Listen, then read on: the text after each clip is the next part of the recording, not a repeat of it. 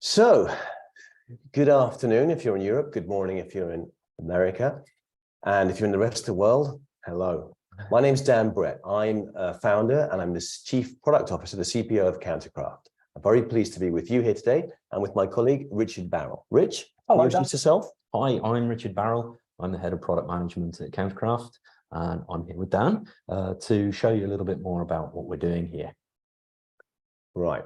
So today we've put together a little bit of content here for you. We're going to cover off today the problems associated with sophisticated detection and response, and how we've developed a tool that we think smashes those problems and smashes the barriers associated with them, so that your average, or well, your great, let's say, cybersecurity team can get involved with sophisticated detection and response from the get-go. So we're going to start with me giving a bit of an exposition on what we see the problems as and where these barriers traditionally come from.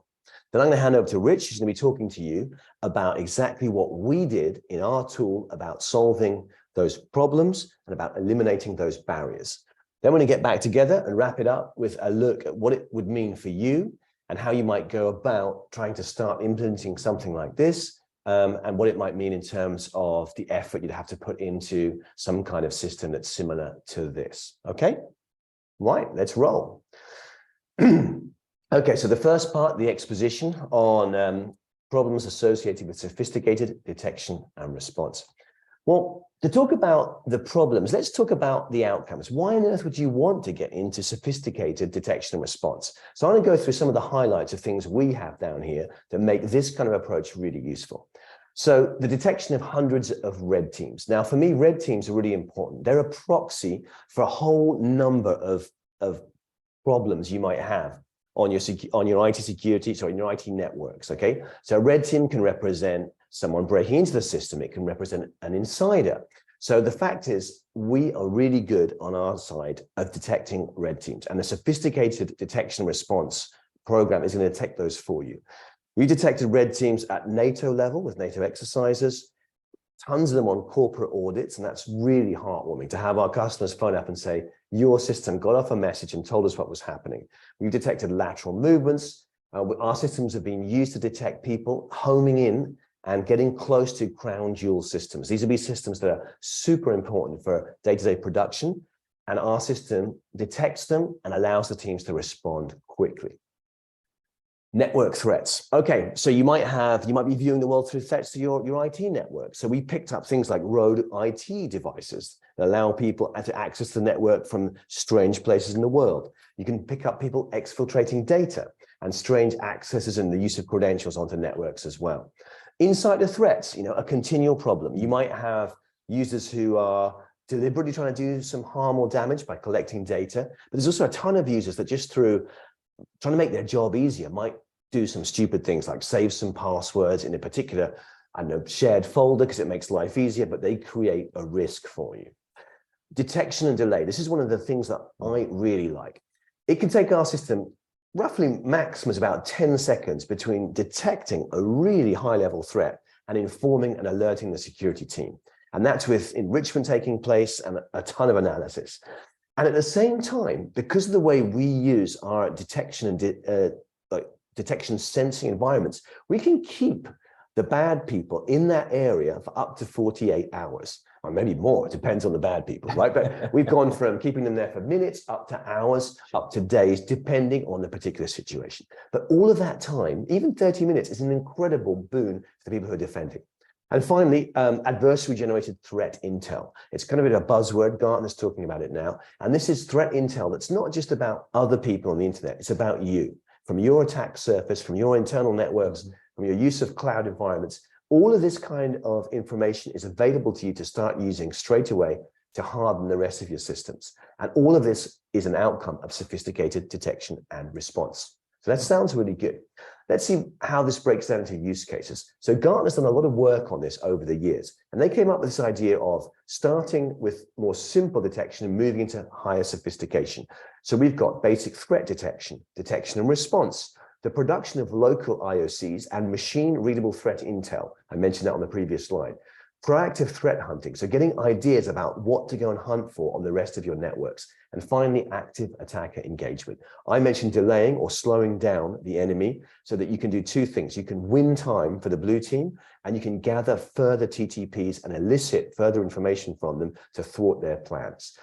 Gartner arranged all of these in a kind of scale of sophistication. There they say it on the screen, sophistication of use case.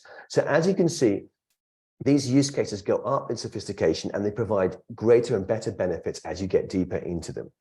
Now, Countercraft is very, very excited to say that we operate across the entire spectrum of these use cases. That's why we're employed by medium-sized companies, global banking, and even up to Nation states. Nation states, exactly. So we feel very confident talking about all of these different use cases and how we might be permitted. So we looked at the use cases. What does it mean about our technology? What are we doing, and how does that compare with other systems you might have heard about? Maybe like XDRs or network intrusion. Right, so imagine this kind of very high level concept. This is your internal network. So there are a lot of ideas where people are distributing lures across a network. These are the little pieces of information that when they're used, they're going to tell you, they're going to give you a tell that someone bad is in your networks. The next step up, which we've seen a number of companies do, is to use decoys. These are your old honeypots. They might be emulated. Some of them actually might be real IT, but they tend to be on their own, individual, not connected together, and they're quite a pain to maintain. Here comes the big reveal. Countercraft works building entire detection environments. So collections of computers, they can be as small as big as you need, and places them around the network, working in conjunction with lures to move people into these environments where we can study them really closely and extract deep info. Now, beyond that, you can see I've gone outside into the darkness. That's because our system doesn't just deploy on internal networks. The main benefit we have is we're completely agnostic. We can deploy in the cloud, on-prem, on pieces of metal. We can do hybrid installations. We can have our back-end infrastructure on the cloud, but operate on internal networks. Our flexibility is really important. And so many client networks now are no longer just internal. They're a combo, a hybrid of cloud and internal. So it's really great. We really want to support people and the security across those areas. So that's the tech we're talking about here. You see how it goes on. Let's move forward again and look at this great tech. So sophistication is brilliant. It's got some incredible outcomes. The kind of tech I'm deploying is as we described, but what are the problems for a typical IT security team? Here we've got John, Paul, George, and Ringo. We're going to call them the Fab Four. John's obviously the CISO, Ringo's the operator down there at level 1. So, Rich, we thought we'd sort of discuss this a bit. What typical problems do we have when someone wants to do something like this? I mean, let me say, first thing is, how do you start? How do you design and think up a system that's going to be able to catch that? What do we need there? Well, that's one of the big issues that many of our customers face, is that they're not deception experts and they need as much help as they can in order to get this to move forward. And there is a process, and we provide training and all those things, but again, it takes time and it's a level of expertise. Expertise is a barrier. Expertise is the barrier, yeah. Absolutely. Gotcha. Now, the other things I got down here as well, how and where you deploy. You've got to have a lot of infrastructure to cover your on-prem and also your cloud, like maybe Amazon, maybe Azure structures, okay? Time to provision infrastructure. I don't know how long it takes you on your networks to get a new server from IT. I've worked with banks where it can take literally up to 6 months. Yeah. That's getting better, but it's not like Amazon where boom, things are delivered in seconds. So just getting the provision of stuff can take time. You've got monitoring. You're trying to, John's trying to work out how much time of my team is this going to do? Who's going to look after it? How can we maintain it? You might be trying to do this with open source software. There is some out there, which is pretty good, but it's a ton of effort to do it. So we basically see two things: expertise and time are the main barriers to entry here. And also the infrastructure is having something that enables you to operate across these areas, but that's a different issue. Time and expertise are the big things. So if we look here, imagine our team wanted to deploy a typical installation for us, which is a starting one. 3 sort of use cases, maybe some internal lateral movement detection, something around Active Directory, and maybe some internet-facing external attack surface to pick up external people messing with the network and preparing attacks. I reckon it's going to be a big effort for them. They haven't got the expertise. There's a lot of times to this. We're imagining, even with some tools, it's going to take over 1,000 hours across the team to get that done and to get that up and running. And that's not what we're going to be. That is the barrier we're talking about. Okay, this would stop this team even attempting sophisticated detection. What we want to get to is a massive reduction in all of these areas, right? We want to bring it from high down to low in expertise, time for designing, deploying, maintenance, monitoring, and then responding to these, bring them as low as we can. And I think as we head on now, my system is running. There we go. Now what I'd like to do is say, those are the barriers, we want to smash them. I'm going to hand across to Rich and he's going to talk us through how the different aspects of this, the expertise problem and the time problems are dealt with by our system. So please give us an extra sort of 10, 15 minutes or so as we run through these. We're going to interact a bit and then I'll get back to you at the end. We'll wrap this up and take questions after everything. Rich, over to you. I'm going to stop sharing and hand it over to you. Okay. I'll share my screen. Okay. Great. So you should be seeing now.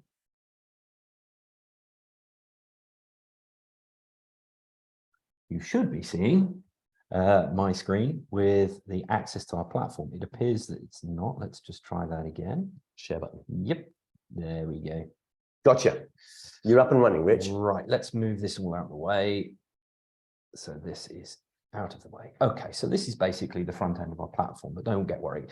Let's say you're John, Paul, George, or Ringo, and you want to set up a sophisticated detection and response to deployment. You don't really know where to begin. So your team lacks the expertise that we've been talking about. Right. So we've got you covered. Okay. If you want to set up a new campaign, and campaign is just a new word for us, was just the Countercraft word for a sophisticated detection and response deployment.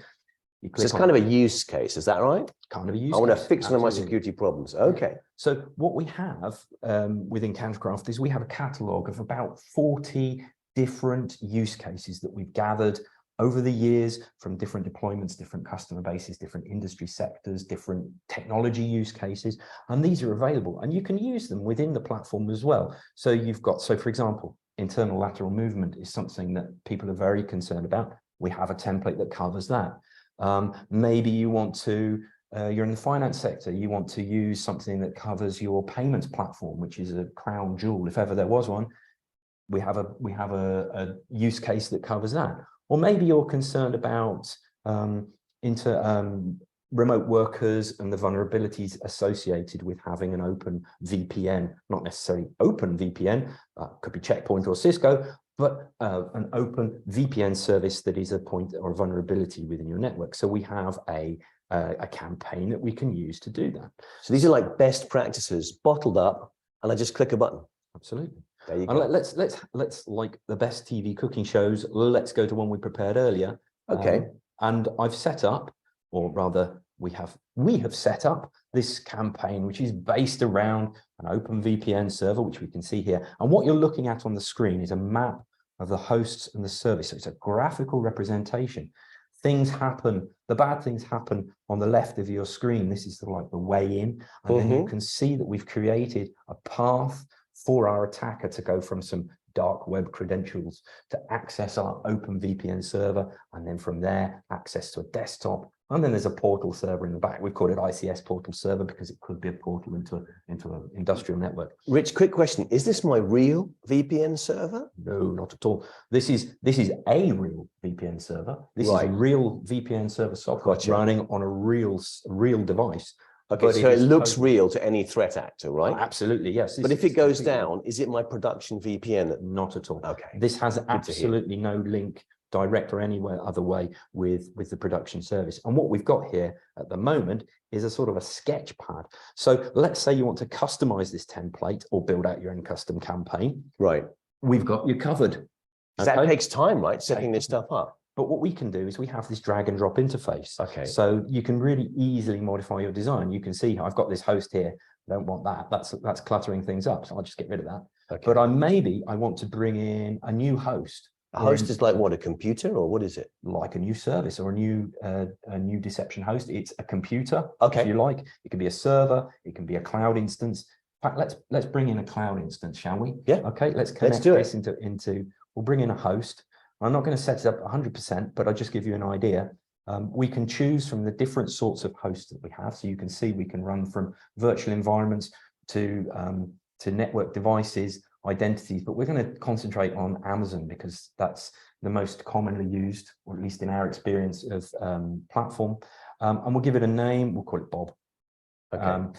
And basically, we are going to set this up. Now, what we've done here is we've linked this deception director to my Amazon account. Okay. Right. Now, one of the things, let's imagine John, Paul, George, and Ringo. Right. Ringo's been tasked with setting up a whole bunch of cloud. That's going to take a long time, isn't it? He's going to have to click. He's going to have to connect to the deception director. He's going to have to connect to the Amazon Web Services. He's going to have to go through all sorts of different screens. He's going to have to navigate Amazon. It's a bit of a nightmare. But what we've done is we've brought that all into the Countercraft platform. So now, using our open API, we can drive the Amazon API. So what you can do is, when you connect this, you have to connect to our infrastructure. We choose what sort of operating system. I'm going to have a Linux box, and then we can say, okay, we want to have it's going to be in Zurich because that's where I'm set up. We give an instance ID, a username, and then we can set that up, and we can set up. So I'm guessing some kind of credentials allowing that to happen are in there. I've already set this up. I've set up my secret key and my Amazon identity. That's already in the device. And then what we're going to do. So you've dragged it on, you've done about 4 or 5 mouse clicks, and that's going to build me a server on Amazon. What I can do is I can click on this, I can activate it, and it'll push through, and we are using the Countercraft API to drive the Amazon API. So you can just, as long as you can do it in parallel. If you want, you could watch it as it happens on the Amazon, but you don't need to. You don't need to go that extra mile. Right. You can do it all from in the interface. And that really, when we're talking about on-prem environments, like these are on-prem devices, we're saving. So hang on the same screen, you've got on-prem devices as a cloud device. Yeah, because that's how I want my campaign to look. That's really, I mean, that's like a real hybrid system then, right? Absolutely. Yeah. I'm just saying that so we can. What I used to. God, I'm Rich's foil today. Okay, this is really good. But that's the thing. The thing is, I mean, we were talking about this earlier about how when you're doing the on-prem services, here we've got, for example, we've got a portal server. Okay, this portal server is running a web application. We've had to set up a server, a web server, and we've had to upload the content. Oof. Now that took me approximately 2 days. 2 minutes. 2 minutes. 2 minutes to do this because we're doing it all from the same screen. If you could give me an order of magnitude of time saving for the on-prem, what would that be? It's got to be 10 times quicker doing 10 times quicker. Easily. And what about on Amazon? Yeah, there we're going into the hundreds, thousands. It's just so much quicker. On-prem, you're going to be about 10 times quicker than normal. And if you're running on cloud, where we can just do the whole thing, it could be a factor of 100. Get this done. 2 factors. It's not just when we're talking about Amazon. In this case, we've got a hybrid. So we've got on-prem devices, and we've got a cloud device. So we have to do them device by device. What you can do if you have an entirely cloud-based campaign is you can set them all up. You can draw in the bits and bobs you want. You can draw in your services, and you can add your machines in a design mode where it's not activated. You click the activation button, and then everything is set up all at once, just like the Oscar-winning film. Everything, everywhere, all at once.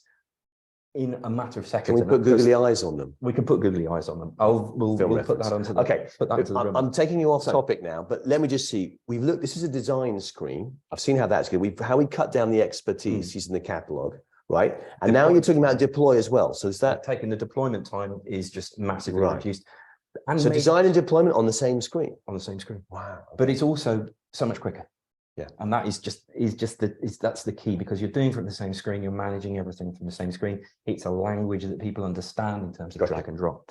So moving on, let's say that you've got your fully customized deployment and you're worried a little bit about it getting stale, because one of the problems that we have with honeypots in general is that you set them up on day 1 and they're fantastic. By day 10, they're looking a bit old. And in order to maintain that sort of level of freshness at day 1, it takes a lot of input. And if it's old, the threat actors are not going to bite. Because they're going to look at it and they're not going to give you TTPs or deploy tools, because they look at it and they go, this is an old stale system. It's fake, it's a honeypot. How does Ringo do all that? How does he make a non-production system look like it's lived in? He can't. He has to sit onto it and run it by hand. So this is where our active behavior tool does it all for him. Active behavior. What's that? Active behavior It's basically a tool that allows us to simulate user activity. Okay. Okay, so it's like real Simulate user activity. simulate user activity. It's real, like hands-on activity. It's not just running script. Yeah. It's using mouse clicks. It's typing commands. It's browsing with a web browser. Let's have a look. We can set up active behavior. Okay, Right. it's really straightforward. I've got this service in design here, and I'm going to set up something that we call a persona. Now, a persona, you can see that I want to use the persona of Ringo. I'll put Ringo in, but we want to know. This is someone you made previously. This is someone's made, but I'm going to show you now. Okay, great. Okay, so great. this is Ringo. We want him to be the user, but what I have to do is. So you're adding him like a in. ghost into this machine I'm to adding run him it. like a ghost into the machine. Okay. So I need to click on the right button and then go to my list of personas. And let's have a look at Ringo, right? Okay. He is no longer fictitious. Ringo, he likes to use Linux. He has standard public holidays for the UK. He types really quickly, but he makes approximately a 5% error. And that means that if you're monitoring this, you can see that We've built mistakes into our artificial Ringo. we've built mistakes into our artificial Ringo. Okay.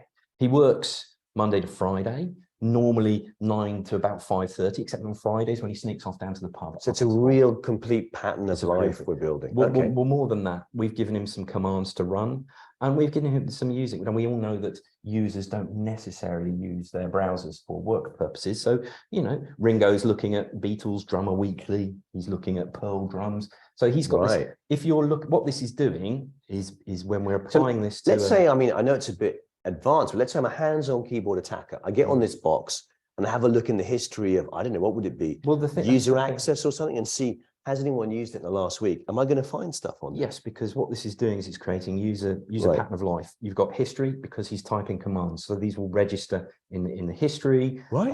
He's browsing, right? So he's browsing onto different websites. So there'll be Cookies, maybe. there'll be cookies, there'll be browser history, there'll be URLs, there'll be documents that are downloaded. So you're changing the content within the file structure. You're also creating network traffic, because there's all of the HTTP requests, all the DNS requests, all of that traffic going on.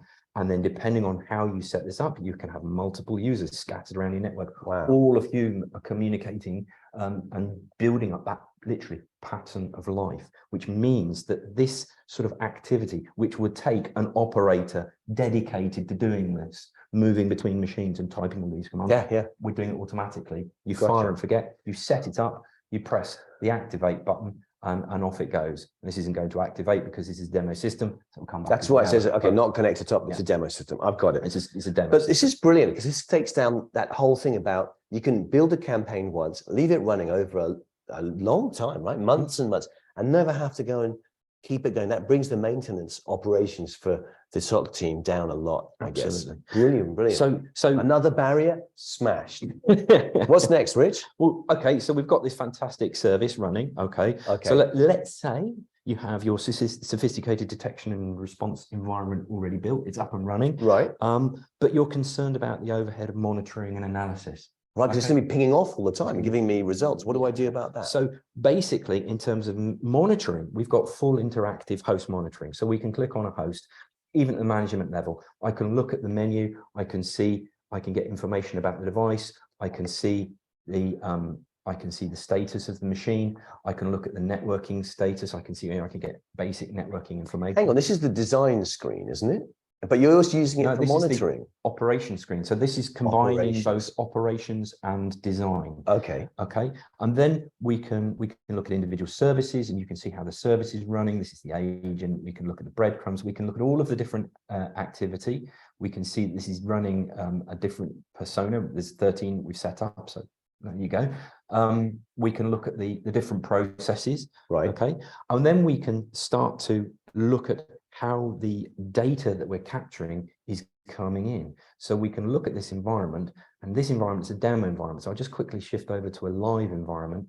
Okay, and you can see in a similar analysis window, you can see how we're suddenly starting to see activity being reported on those devices. So this blue line on the top, this spark line, is a visual representation of the activity. Does it where the heartbeats, the data heartbeats coming out of these different things? These is that are right? Yeah, these are the events that are being generated. Okay. And in this analysis mode, we can click onto a device, and I'll go back to my original in analysis mode, and we can click onto a device and we can go to our event view and we can see just how that information is related, Wow. because we can see just, you can see this blue lozenge that's, I'm filtering for just the events that are related to this machine. Right. So now we're seeing the critical security events associated with this stuff that the bad people are touching. Absolutely. Is that right? Okay. But one of the things, again, in terms of analysis, when you're analyzing this data, Yeah. what you're trying to do is pull out useful information. Exactly. Stuff like TTPs. Okay, so all of these events are automatically classified against the MITRE ATT&CK matrix. Okay? Right. So we can see that on this machine, we're detecting these MITRE, these TTPs. So I mentioned a red team at the beginning. So if a red team is moving around these boxes, those will start writing up in red on that attack matrix. If we go Gotcha. that's just related to this machine. If we Right. go to the whole environment and look at the attack matrix, you can see actually they're within the time frame, because we've only been playing on that machine, there's only these TTPs. But what we can also do is we can go to the same view, Yeah. and we can identify not only the TTPs, okay, but we can also map that to something like the NIST 800-53 framework, which are security controls. And these are the security controls. These are the risk. If the TTPs are the risk that you're observing because of what you're seeing in real time in your environment, the NIST matrix is showing you the controls, the security controls that you need to mitigate those risks. So you've gone from just seeing what's happening to seeing what's happening in terms of sort of like a genuine sort of third-party industry standard classification of activity. And then you're taking that classification saying, hey, how does that relate to me? How does that relate to my team? So you can give this information to John or to Paul in the SOC team and say, look. Right, because it doesn't matter. It's not important that we've got bad people or threat actors in this particular environment because it's set up to catch them. Absolutely. But all of this information, we need to check our other environments, the real production environments, brilliant. and they need all of these controls active because to defend against that very same threat. Yeah, what you're seeing is you're seeing that with the attack, you're seeing the risk. Yeah. With the NIST, you're seeing, okay, these are the mitigation. The advice, right? The advice, if you like. Okay. And what this is also allowing you to do is make a gap analysis, because you're saying, okay, I'm the SOC manager or I'm the CISO. I said, well, actually, I know that 50% of these controls I already have in place because I have a fairly mature security posture. But I can also identify the ones I don't have in place. Now I can prioritize where I need to prioritize which ones. Get you. Yeah. So, for example, Ringo might bring this up to Paul, and Paul will go, right, I see that. Let's go and let's go and work. Project user install software, like stop people installing software. Gotcha. Okay. So that's in terms of how we reduce the time and the expertise needed for analysis. Because the system is automatically generating this information. Yes. Gotcha. Okay. And now we want to look at everything is going smoothly. We're collecting wonderful real-time actionable threat intel. But the team don't have the time to respond to this threat intel because they've got so many other things that they're doing at the same time. They don't have time to respond in the same way always to threat actors that are interacting with this environment. So I mean, if the threat actors in this artificial place, do they have to respond? They don't have to. But what we can do is we can interact with the threat actors. So we can, if you imagine a threat actor who's working in this environment, what they're doing is they're showing you their cards. Right. They're showing you their playbook. They're showing you the tools they use and spending time as well. Spending time. Right. So we might be really interested. We might not be interested in at all what we're doing. It might be a script kiddie that doesn't really affect what we're doing. It might be a bot. We're not interested. But it could be someone who's really got a focused attack that's oriented on our tech stack. This is really interesting information. We want to make sure that they stay there for as long as possible, right? So we want to sinkhole them in this place so they don't move to other bits of the network. Yeah, I get you. So what we can do, that's one type of response, right? This is a sort of a response, but it's quite complex to do this sort of sophisticated response. But what we can do is we've developed this technique of using rules, right? So we can set up rules. Now I've got, if I go back to this campaign and we go back into the environment, one of the components is a web server. Yeah. Okay. So what I want to do is I'm really interested, if someone touches this web server, I want to see it. I want to be alerted, right? And there's a couple of things I want to do. ICS. Okay. So it's some kind of industrial control system portal. Okay. It's posing as a portal into your production environment. But imagine if it was a water company, that could be something that controls any iodine in kind the of water. any kind Gotcha. of critical infrastructure Yeah. would play So an that. important piece of kit. Okay. So I've created this rule, Yeah. right, and it was really straightforward. I'm not a genius, so I Hang on, don't you created it from what? From one of the events that we created? I'll show you in a second. Actually, Okay, that's sorry. a good point. I'm not a genius, so I don't write this query language. But what I can do is I can add or take away fields to this, right? So I'll show you in a second how that works. Okay. But this is just defining the event. You can see it's an HTTP request. It's the first HTTP request is get slash. Okay. So if this thing happens, if someone, someone sends a request to that web Gotcha. server, they click on the button to load it up, then this request is going to be sent. someone's using that app, got it. Then what happens? Then what happens? Okay, and this is where it starts to get fun, because this is where we're building automated responses. Right. The first automated response is the simplest and easiest. It's a message to an on-screen pop-up, and it's a message to our red dot notification window. Okay, so we can see here, this is sending an HTTP request. I'm getting a message that tells me what it is, and I'm being given an instruction. So imagine that Ringo's seeing this, and he doesn't really know what's going on. He doesn't really understand what the deployment's all about, but he can follow instructions. Because we know the context of where the alert comes from, we can send in specific instructions to anyone on the SOC team Absolutely. to do something about it. So imagine this is a ticket in the SOC, open an incident and contact the incident response team. Okay, Understood. and then we have the details of all of the events. Some bad person is on our systems messing with an ICS server. Do something about it. Get you. So our team's alerted with that. What else can we do? Then, because we have the ability to manipulate, we can draw information in, but we can also interact with the deception environment. I want to run this script. Okay. This is a script that I've created that sets up an environment that starts a series of processes. I've called it Red Team Blaster script. I want you to Red team, but right, it's going to mess with the mind of the threat actor. It actually just says boo, and we can see that in a second. But this is a Red Team Blaster script that I want to run. This could be anything. So you could execute any command, you could run any script, you can initiate any process. You can start to manipulate that attack surface under the nose of the adversary. And then finally, what I want to do is I want to send this message to my SIM. Now, Gotcha. I'm using Splunk in the SOC. So we want to send this directly to the Splunk server. Cut out the middleman, because we can. It may be that the SOC team are more used to using Splunk, or they have a series of playbooks that are already based around Splunk. So it's easy for them to feed that information straight in. And we can do that all just through the rules. And the rules are really straightforward to create, because all we have to do is go to find an event, right? So this would be something I already know is kind of interesting, right? Yeah, because a lot of these things, for example, I don't know if you can see this on screen, you can see my mouse, but for example, we're automatically tagging with attack. So it's got an attack TTP with it. So this is creating this is MOTD from Ubuntu. We're not going to mess with that, but let's say, look, we've got a valid auth. Okay. Someone's logged in. Someone's logged in. It's some kind of identity attack on our system using some credentials. What's going on? Right. And I can generate a rule. Okay. Right. And I can generate a rule, and you'll see that I've already got the EQL is predefined, and I've already got these characteristics. So I don't have to write that complicated looking sentence. No. All right, get it. And in fact, I'm not interested in cron jobs. Even I know what cron is. Okay. Kill the cron job. Okay. Kill that. So we want to take this out of the thing. Now, okay, we could edit it, but just by clicking on that, it's gone. It automatically updates. So now our trigger event is any valid auth with root. Gotcha. Okay. And then we can go through the process of setting up. Hang on, this looks interesting. What's all that stuff you were showing me? Well, let's say, for example, they log in and we're using this in Amazon, right? We could set up on AWS. We can fire off a whole bunch of actions. Again, because we can drive the API from Amazon, we can take snapshots. We can, more importantly, start or stop a machine.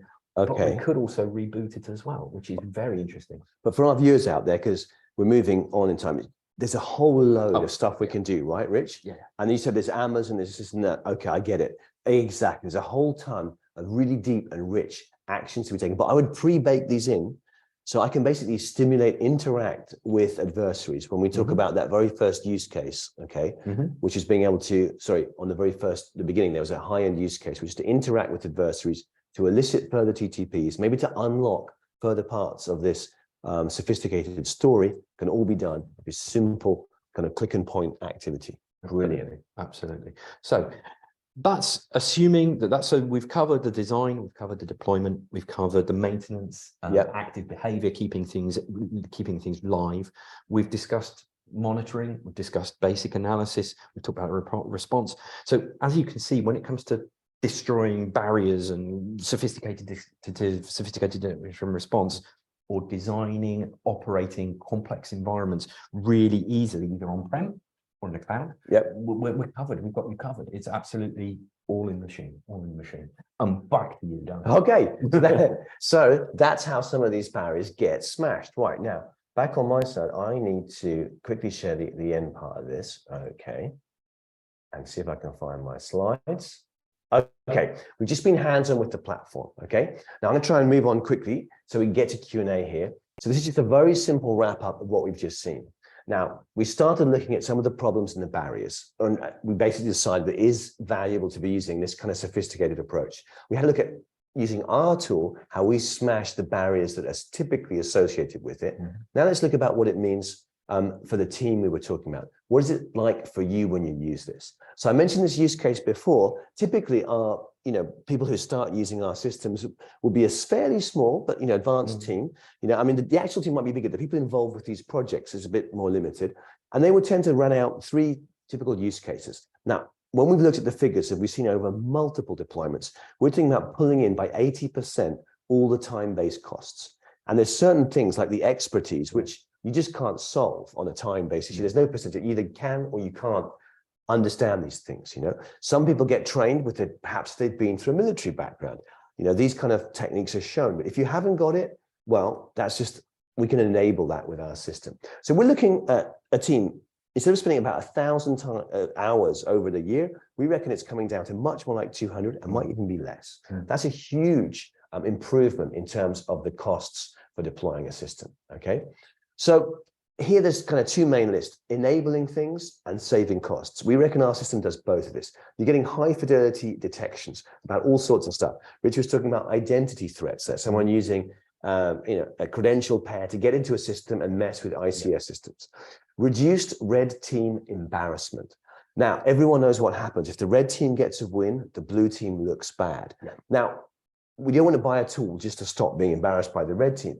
You buy a tool like this because it means you're effective against any other threat actor that has the red team's capabilities at any other level. And how many times have we heard, thank God your system got on enough alert to us, otherwise we wouldn't have known that an audit was underway, and we would have failed not just the audit, we would have exposed a breach in our other systems. And these are people that also have the whole gamut: XDRs, network detection, and so forth. We've also had clients who said, we got a phone call from the red team asking us to disable the deception environment because it was messing with their process. But that's another story. That's another anecdote. The red team asked for it to be turned off so they can do a successful audit. Interesting one. Okay, we've also shown, I think, that we've covered basic use cases up to nation state level threats, which is very interesting. We have experience working with NATO and with other governments. We can talk to that. You're getting personalized threat intel gathering. What Rich was mentioning about how you can pick up these TTP boxes getting colored in on the attack matrix, that information is available in machine readable format within about 32 seconds to a minute after it happens to be used on all your other systems. We're talking about a rapid response, but imposing a cost on the person that's attacking you. They can spend time in these environments, and at the end of the day, it's going to be very irritating and frustrating for them to have just spent a long time basically getting nowhere. So that's very good for you. It gives the blue team a huge win. It gives them time to respond. 30 minutes ahead of a ransomware attack, knowing what it looks like, knowing the folders they deployed is amazing.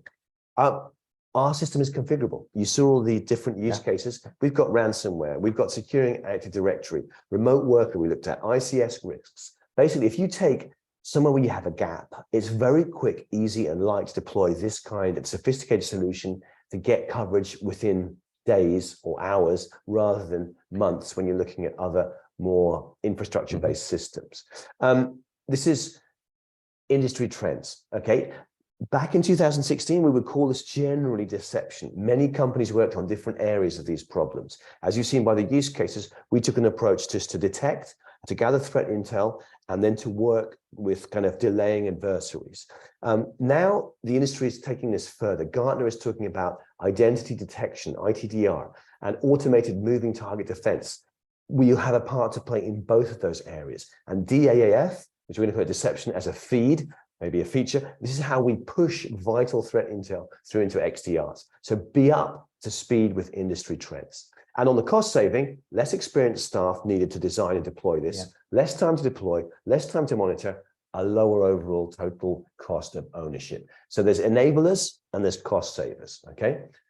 Quick little bit at the end, because we're coming to mind in my 40+ minutes. So industry recognition, who is Countercraft? We're widely accepted across the industry. We've been here since 2015. Gartner Cool Vendor the year before last, finalists at the SC Awards for Deception, one of the only companies to be featured by MITRE in the deception category group. We've worked with NATO, at NATO level. We've done some amazing work with the US government for protecting systems and government-based missions, as well as with commercial partners, as well in banking, in retail, in industrial settings, in pharma. And we've also worked with some tech partners too. We have agreements with Microsoft and with AWS. We were actually featured on their Defense Accelerator just last year, which was a worldwide first cohort. We were very proud to be there. So finally, how do you start? You've seen the sophistication, you like it, you think, how can I get to deploying this? We've been looking at our first product offering, the platform. This is where you will own and control your own system. It can be deployed anywhere, and you will decide what gets done and what happens with the data. The edge is our kind of timeshare option. It's like a smaller way of accessing the platform's capabilities, but just for maybe one or the maximum 2 use cases. It's a way of having some of this capability, well, pretty much the whole capability, but on a much smaller scale. It's a great place to start. The edge would obviously be delivered via a cloud instance, so that's an interesting way as well, much less overhead. But if you want to have your on-prem stuff with the whole system hosted on-prem, you need to move up to the platform. And finally, the Pulse. Up to now, we've concentrated on the platform, the edge, how you would generate your own threat intel from your own attack surface. And the Pulse is interesting. We eat our own dog food. We deploy Countercraft, this very specific what we call them campaigns, but specific collection criteria using certain IT and certain CV-based things that are happening to gather information from internet-facing servers about who is attacking using these techniques, what happens when they land, and what is the post-breach activity. We package all that up and make it available to you. This is threat intel about threat intel and post-breach activity, which is pretty interesting, but not on your systems, on other people's systems. When you want to make it personal about you, because one thing is to know that a certain CV is being used in the wild, the other thing is someone using it against your servers, then we have the transition from the Pulse as external third-party threat intel across to the edge and the platform to bring it back to you. Now, both of this has get up and go service. That means that even though we've talked you through the need for Ringo, George, Paul, to get their hands into this and to deploy things in that, obviously our get up and go service talks and you, walks you all through that with the license purchasing. So quite honestly, the team can just buy into this, and our own experts will be guiding you through every step of the way. And we're there to help you with the monitoring, make sure everything works as easy. This is all included. We're good to go. That's enough from the offering. If we move on now, I think we've covered quite a lot here. Yeah. We've had a look at what sophisticated threat detection and response is for us, why that's been difficult in the past, how we can just smash those barriers to start doing it, what it looks like in reality on our system, the kind of outcomes we're getting from it in terms of real wins. And then finally, how, if you wanted to take it with us, because Countercraft does have these products, get in contact. That's our product suite. We'd be so delighted. Now it's Q&A time. We've still got another 13, 14 minutes left of the session.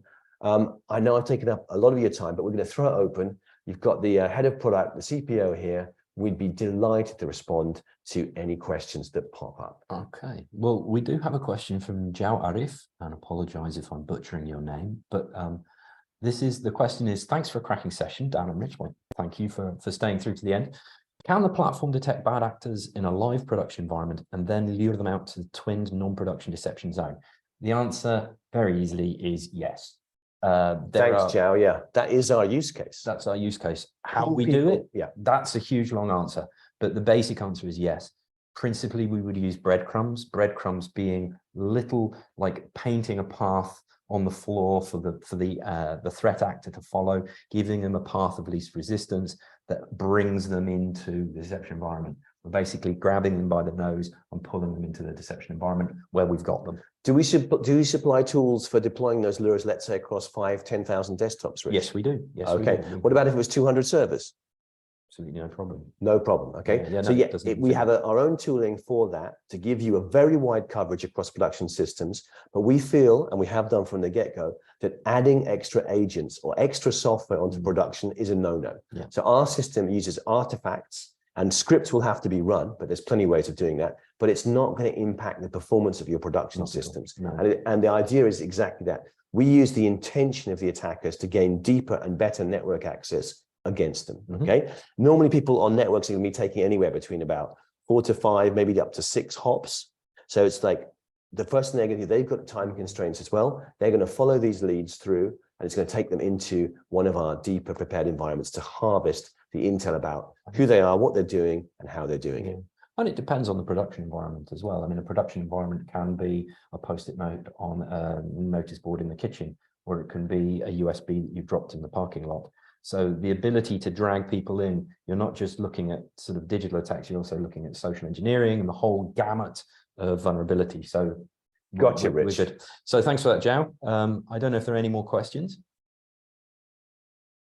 And if there aren't, I think we'll just say thank you to everybody for staying with us to the end. Okay, do you have to say done when that I have to say done. There we go, done. Ooh. There we go.